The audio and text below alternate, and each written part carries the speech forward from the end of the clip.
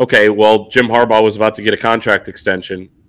It doesn't seem like that's going to happen right away, whether you agree with that or not. I happen to disagree with that. That should be the case. I mean, I think if he's not going to end up being your coach, if he doesn't deserve to be your coach, you can still get rid of him after paying him what he deserves. He still wouldn't be getting what he deserves. And if you want him to be your coach, then wouldn't you want him to get what he deserves? That would be my theory. Seems like this is going to be on hold, Chris. And, that's Michigan kind of – it almost feels like Michigan playing into the hands potentially of the NCAA, where you're taking it way more seriously than maybe a lot of other schools would do, including with, keeping a coach happy and keeping him around. Basically, we've heard they're going to take their medicine, and ask for mercy or whatever, and depending on what is presented. And that's the Michigan way, right? And I get it. That's just – Michigan holds itself to a higher standard, blah, blah, blah type of stuff. But if you want to be a major player in college football, and this is what you're going to let take your coach down. And let's be clear here. Michigan is at the pinnacle now, I think, of college football. If they win a national championship this year, and they certainly look like one of the best teams to me, thanks in large part to J.J. McCarthy, you had this thing humming. No matter what happens here, people can say, well, you can just plug somebody else in, an assistant coach, and it's going to continue. No, there's a reason that Jim Harbaugh is one of the best coaches in football, in the history, frankly, of football. It's because it's of Jim Harbaugh. So losing him would absolutely be a blow. If it were me, and it's not, I would insist at that. And I would say, hey, look, we're signing him. We'll have a clause in there that we are, we can get rid of him if he gets these major violations. We will fight for him if these major violations are deemed not as serious as other people think they are. But it just isn't really the Michigan way. Well, the old throw the old moral turpitude clause in there. That's been a familiar term over the last few months.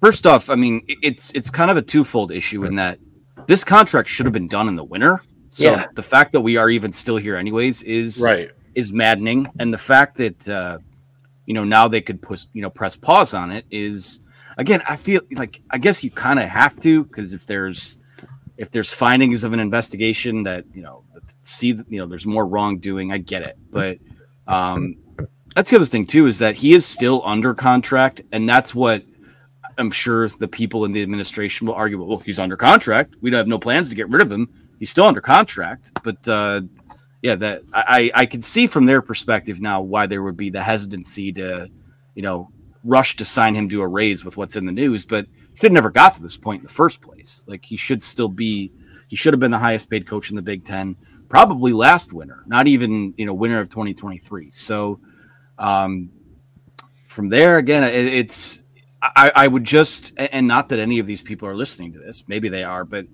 any of these people in the administration or academia who are looking to do something brash because of what's out there now, talk to people in the sport, talk to coaches, talk to people that actually know what's going on, because from their perspective, that's why we're seeing so much bluster on social media about all this, is because people don't understand what does and does not go on in major big time college football programs. So if you want to slap them on the wrist, fine. Like if you want to, loop this in with the Burgergate stuff and add to the suspension, fine. But, if there should be no question that he's your head coach moving forward, unless there is evidence of more wrongdoing, which could come. We don't know.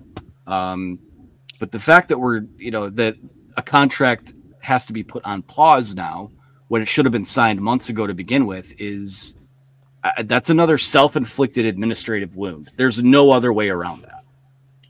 Yeah, it's kind of like he's dealing with enough with the NCAA. Why not take his side rather than kind of add on to the issues that he'd be dealing with, which would potentially, if you tick him off, he could leave if he has a different option.